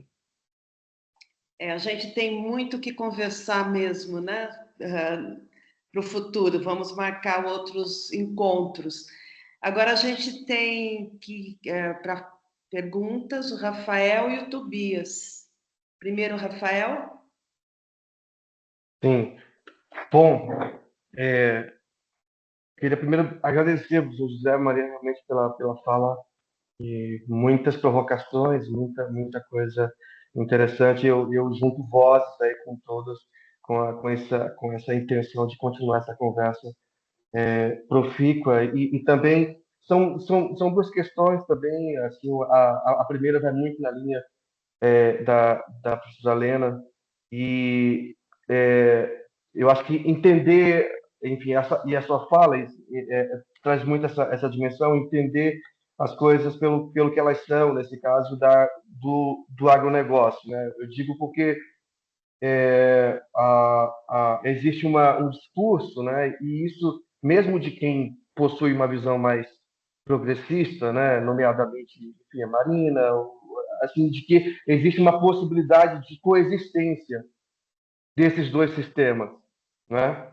E aí a minha pergunta é um pouco essa, né? E que me parece que não existe, mas se não existe, por onde a gente, quer dizer, quais os caminhos, né? E mais uma vez é uma pergunta para, enfim, para uma outra fala grande, etc. Mas o mundo suporta ainda essa pretensão de coexistir com o agronegócio e, ao mesmo tempo, defender esta outra visão que parece diametralmente oposta e que está sustentada em valores e em ideias muito fundamentadas em percepções de valores de populações que foram exploradas por séculos, né? Quer dizer, estamos repetindo a história, só que agora de uma maneira mais polida, mais politicamente correta, inclusive ao nível federal existe uma intenção do verde mas enfim, mas me incomoda um pouco, né? Porque eu penso que não é radical o suficiente, não não da radicalidade pela radicalidade, mas porque me parece que a maneira como as políticas de sustentabilidade estão sendo propostas, ou de coexistência desses dois universos, elas são realmente uma impossibilidade, né? Então, eu queria te ouvir um pouco nesse sentido. E aí, uma outra pergunta é mais específica, né? E aí, dada também a sua experiência dentro da Embrapa, em que medida a Embrapa, na sua percepção, tem se comportado ao longo desses anos? Eu sei que também isso é uma outra fala sobre apenas a Embrapa, enfim, historicamente, etc. e tal, mas talvez, enfim, porque ao mesmo tempo, olhando do presente, parece que ela tenta navegar atualmente nesses dois sistemas, um pé em cada lado, né? Quer dizer, ao mesmo tempo defendendo a agrobiodiversidade, a cooperação com populações indígenas, ameríndias e tal, mas ao mesmo tempo ainda tendo um pé muito forte dentro da bancada do gado, etc. Né? Mas eu queria te ouvir um pouco a tua percepção do lugar da Embrapa nesse papel, né? E se é possível utilizar ela também para uma radicalização maior, isso ou não, ela é o Estado, e o Estado nunca vai chegar em um ponto de radicalização desse processo. É isso. Eu vou começar pela última pergunta, Rafael. Também bem interessante a tua fala aí. O Brasil é o único país do mundo que tem 2 ministérios para tratar da agricultura. Nós temos o Ministério da Agricultura e tem o Ministério do Desenvolvimento Agrário. O Ministério da Agricultura é o agro. E o Ministério do Desenvolvimento Agrário é aquele voltado para a agricultura familiar, quilombola, e vai embora. A diferença, além do nome, está na quantidade de verba. Você não tem quase verba nenhuma, né? Num e no outro você tem. A Embrapa, ela é ligada ao MAPA, ao Ministério da Agricultura. Então, quem determina o que a Embrapa vai fazer é o Ministério da Agricultura. Dentro da Embrapa, a gente tem... Eu trabalhei na Embrapa, né? Me aposentei na Embrapa. A gente tinha linhas de resistência lá dentro que trabalham com agroecologia, com agrofloresta, mas é uma minoria dentro. A Embrapa tem feito um discurso agora nessa linha de bioinsumos, porque a própria indústria está fazendo, porque como os produtos químicos é muito difícil, é muito caro você sintetizar uma molécula, a gente parte hoje para bioinsumos, que são utilizar, na verdade, micro-organismos, ações assim, que possam minimizar doenças, impactos, são coisas pontuais, né? Então, eu tenho trabalhado nisso. E tem um grupo na Embrapa que trabalha com agroecologia também, que eu fiz parte lá numa época. No primeiro governo Lula, a gente teve um crescimento grande dentro da Embrapa, depois caiu de novo. Hoje está meio marginalizado novamente. A coexistência ela vai ter que existir durante um período, porque ninguém vai virar isso no avesso. Mas você vê como é difícil. Tem o Pronapo, tem o Programa Nacional de Produção de Agricultura Orgânica e Agroecologia, que está dentro do MDA, que ficou parado no governo Temer e Collor, porque, inclusive, eles eliminaram esse ministério, então todo esse programa ficou parado. E tem um programa também de redução de agrotóxico. Então, tem um programa que a ideia é de você ir fazendo coisas alternativas e manejos para reduzir o uso de agrotóxico. Isso é nesse caminho. Mas, para você ter uma ideia, essas políticas já estão todas preparadas. A Política Nacional de Agricultura Orgânica e Agroecologia existe, só que ela tem que estar atrelada à política de redução de agrotóxico, porque eu estou plantando aqui, passa um avião do lado, joga veneno na minha cultura. Então, inclusive, aquele caso que eu falei lá daquele senhor do Mato Grosso lá, ele preconiza a redução, que é pouco, de 300 metros de uma cidade ou de um manancial de água para 25 metros de pulverização aérea, onde sabe que a pulverização aérea contamina, dependendo do vento, a quilômetros de distância. E a bancada ruralista segurou esse programa de redução de agrotóxicos. Eles não liberaram. E a gente queria só soltar o programa novo aí agora com esse Ministério de Produção Orgânica e Agroecologia, se fosse atrelado a um programa nacional também de redução de agrotóxicos. Não foi possível. Então, a gente não consegue avançar porque a maioria da bancada, tanto no Senado como na Câmara, é ruralista ou ligado à indústria. Então, é um trabalho longo de ser feito e esses entraves estão aí a toda hora se esbarrando. A coexistência, como nós temos hoje, eu acho complicada, pela deriva e pela força que o agro tem inclusive em assentamentos, estou discutindo de peito aberto, alguns assentamentos em que as pessoas ficaram mais velhas, por exemplo, os assentados já estão lá com 70, esperando os 80 anos, a força de trabalho dele diminuiu bastante. O que eles estão fazendo, inclusive, incentivados pelo órgão estadual aqui de São Paulo, de arrendar a terra deles para o agronegócio. Então, na terra deles, que era para produzir orgânico, que era para produzir... É uma luta pela terra, agora volta para o agronegócio na forma de um arrendamento, produzindo cana, soja e vai embora. É uma política exatamente ao contrário. Em estado de São Paulo é muito forte isso, com a eliminação do Instituto Florestal, todos os institutos que existiam por aí foram juntados em um só, sem poder nenhum de barganha e de pesquisa forte em cima. Mas vamos conversar mais sobre isso depois, né? Resposta curta aí. É assustador, né? O que a gente vê por aí e ouve, né? Mas é uma questão política, a gente tem que estar brigando constantemente, né? Então, nós temos o Tobias e depois Lucelena Vitali, e eu acho que com essas duas a gente encerra, né? Encerraria por conta do horário. Então, Tobias primeiro. Bom, em primeiro lugar, obrigado, Núcleo Lumen, por essa oportunidade. Zé, obrigado pela sua generosidade mais uma vez. Essa apresentação sua aí tem pelo menos uns 50 ganchos aí para a gente produzir alguns documentários. Então, muito obrigado mesmo. Eu só quero trazer para o Lumen uma preocupação minha, né? O Zé trouxe aqui essa questão da autonomia e da soberania alimentar. E a gente aprende isso com o povo preto, com o povo do Quilombo, né? com os indígenas. E é possível a gente fazer isso no município. Mas a gente tem uma barreira maior ainda do que essa que o Chomsky coloca, né? Do cara que não sabe que não sabe. A gente está vivendo hoje, eu não sei se vocês do núcleo têm contato com o povão, mas a gente está vivendo hoje, principalmente aqui no interior, uma ignorância à ostentação. E isso é uma barreira muito difícil para a gente tentar mudar paradigma. Eu não sei se vocês viram uma reportagem que a agência pública publicou há umas 2 semanas de um coronel de Novo Progresso, no sudoeste do Pará. Ele fala que ONG lá não se cria porque eles expulsam na pancada, né? E ele ameaçou também matar um agente da FUNAI, né?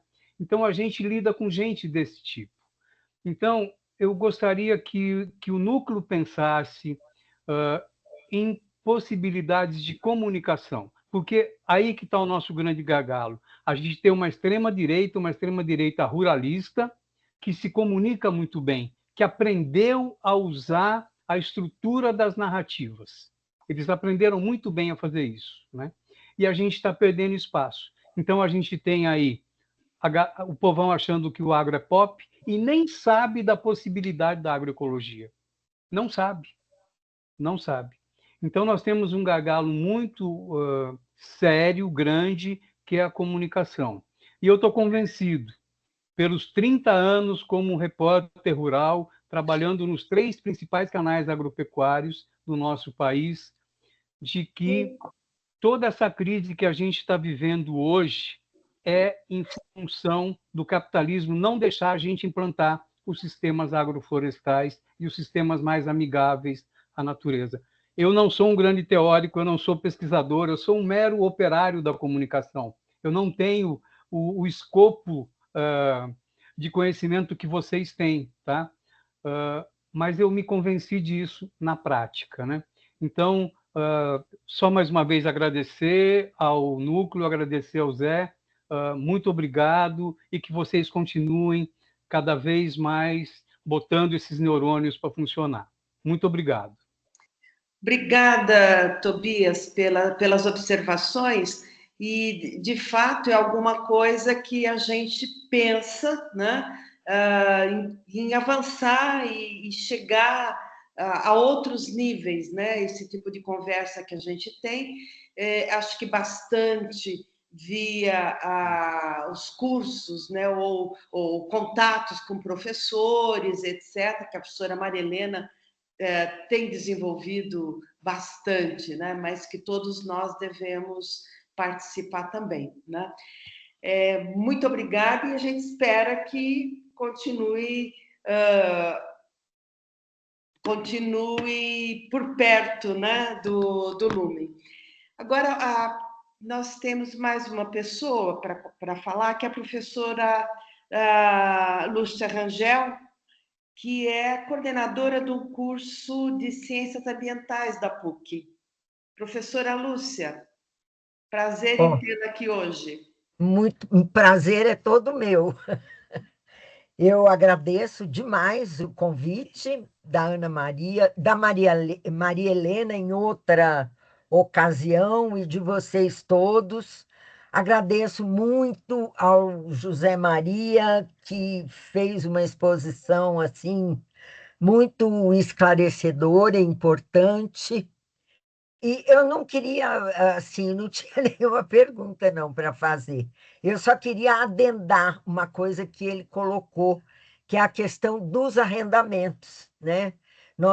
Eu sou antropóloga, eu trabalho com população indígena e é um horror. A gente, enquanto eles, né, todo o movimento indígena batalha para demarcar terras, né, e é um sacrifício muito grande, porque o agronegócio não deixa, eles têm milícias, eles atacam, atiram, matam pessoas, é uma coisa dramática, assim, horrorosa. Mas, então, enquanto isso, aí uns grupos, né, de indígenas dentro de diversas áreas falam, não, olha, vem aqui, vamos arrendar, né? E arrendar para ganhar dinheiro, claro, não na cabeça deles, eu acho que é isso mesmo, que acho que eles nem sabem, que eles não sabem, né, as coisas. E isso aí é um risco muito grande que a gente tem notado que está aumentando muito no Brasil. Era só um comentário. Obrigada. Obrigado você, professor, e o Tobias também, pelas falas que eu acho interessante para alertar, né, como ó, deu para perceber que a pressão do agro é muito forte em toda a sociedade, inclusive nessas comunidades quilombolas também, tradicionais, né? Vendem uma imagem, vendem uma coisa para eles que não é a realidade, mas que vai fazer, eles vão sentir isso mais lá na frente. Mas hoje é o que tem, né? E eu tinha anotado alguma coisa para falar da fala do Tobias, acabei esquecendo aqui. Mas logo nós vamos estar no enforcamento Tobias na praça lá em Araras também. É, o Tobias tem uma experiência boa em comunicação e tem tentado trabalhar no outro sentido. É o que o Lumen tem feito também. Eu agradeço muito a oportunidade de estar conversando com vocês. Espero ter colocado caraminholas além do que a gente já tem, né? Para a gente poder continuar conversando.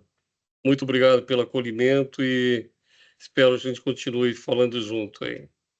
Sem Até hoje dúvida ouviram, e tem uma aluna minha que está aí também, a Renata, ela trabalha com agrofloresta. Não vai falar hoje, mas a gente fez uma avaliação do quanto a agrofloresta é importante e quanto é necessário uma ajuda inicial para a implantação, que é custosa, mas que depois, nós temos observado a região que ela está estudando, no Vale do Paraíba, que os próprios agricultores viram que é interessante e estão expandindo por conta própria a área de agrofloresta. Essa é uma conclusão do trabalho dela bastante interessante. Então, existem ainda resistências e avanços para a gente não desanimar totalmente, né? Já ouviram se levantar a mão, mas não sei se já tinha dito a encerramos. primeira, mas talvez fico com Acho que pena de pelo deixar adiantado da hora, né? Mas, Joviro, se for bem rápido, e se o professor José Maria aceitar, a gente finaliza com ele. Com ele. Pode ser, professor? Então, fala. Bom, primeiramente, é um prazer renovado, né, em poder ouvir o professor Guzman, e, inclusive, eu tenho a felicidade de tê-lo como co-orientador da minha tese. Então, para mim, é um privilégio estar participando também dessa live de hoje. Mas seriam duas perguntas reunidas em uma só, bem sucintas, que no começo da sua explanação, professor, o senhor disse muito da apropriação do Teosinte, né, pelas corporações, e eu percebo que também agora todo esse conhecimento tradicional e todo esse arcabouço natural, né, que é do planeta e da humanidade, também está sofrendo assim uma exploração muito grande das corporações para que isso vire patente. E no conceito que a gente fala agronomicamente falando, que o praga é sempre aquela população que cresce demais, entrando num nível de dano econômico e fazendo com que essas estruturas de modelo de agricultura entrem em ação. Então, baseado naquele discurso velho e um pouco enfadonho de que o agronegócio é assim, nesse sistema, porque ele precisa alimentar uma população crescente, o conceito praga também não seria assim uma revisão de entender o conceito praga, já que futuramente nós possamos ser mais de 12 bilhões nesse planeta? Com certeza, Jovila, bem colocado. A gente acaba usando falas, né? Eu tive o prazer de estar conversando com o senhor Dagoberto, que é um antropólogo, outro dia, e a gente acaba usando o discurso do opressor várias vezes, né? A gente não chama de plantas invasoras, a gente chama de plantas espontâneas, que elas estão ali porque só elas conseguem crescer naquele momento, naquele local, e elas vão modificar o sistema para que haja uma sucessão de outras plantas, né? O termo praga realmente não é adequado. A gente usa, às vezes, para as pessoas entenderem. Na verdade, é aquilo que eu falei no final, nós temos um desequilíbrio que eles agem para matar e a gente age como um alerta para o sistema não tá desequilibrado, então vamos ter que resolver isso. Essa população de inseto, de fungo, de bactéria, que devia estar harmonicamente como está numa floresta, não está ali presente dessa forma. Então, tem que trabalhar nesse sentido. E aquilo que o Tobias falou também, né? Que tem um grupo muito grande trabalhando no contraponto às sementes transgênicas, que são as sementes crioulas, que é justamente manter as sementes tradicionais. Inclusive, o Joviro, no mestrado dele, fez um levantamento na região de estudo dele ali em Araraquara, nos assentamentos, mas está se perdendo. Mas existe um movimento muito grande de recuperar e manter essas espécies aí que são de domínio da população tradicional, de modo geral.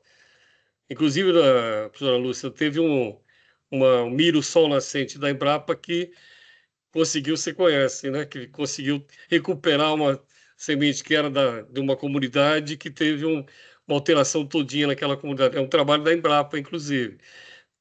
Os poucos contrapontos que a Embrapa tem desse contexto aí, Rafael.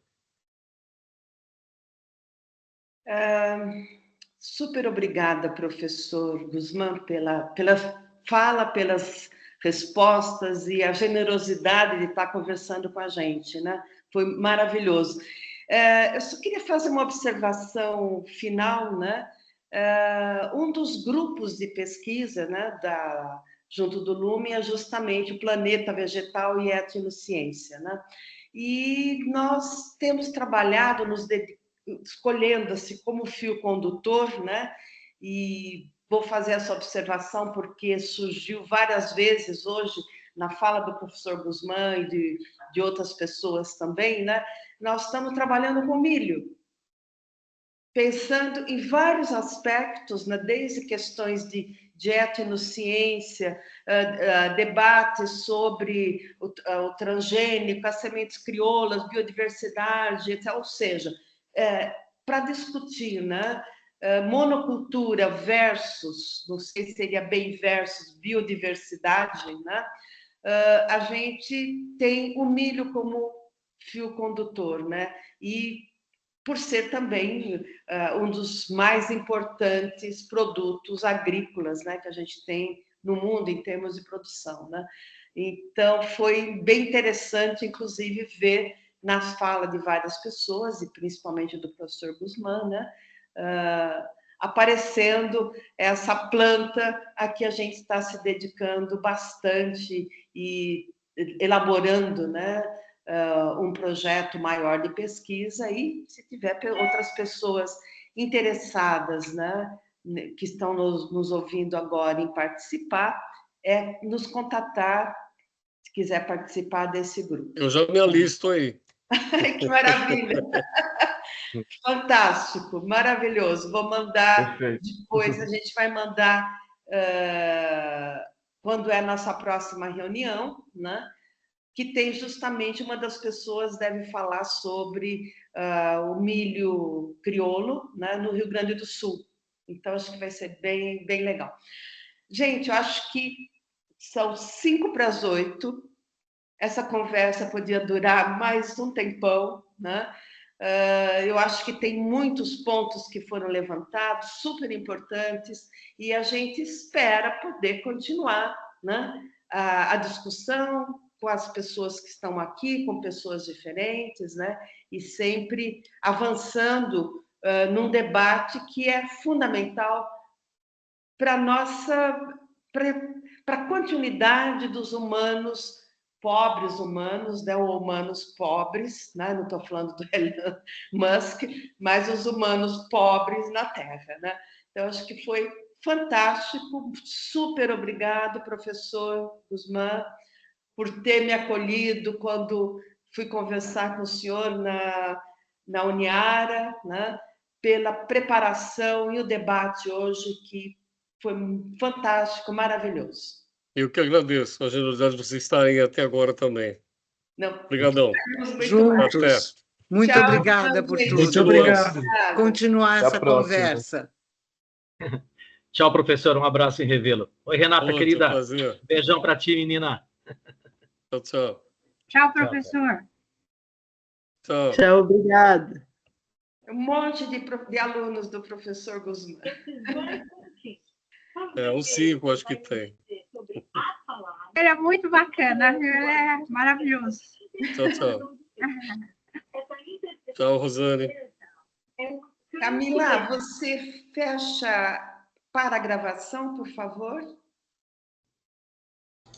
Já parei, pode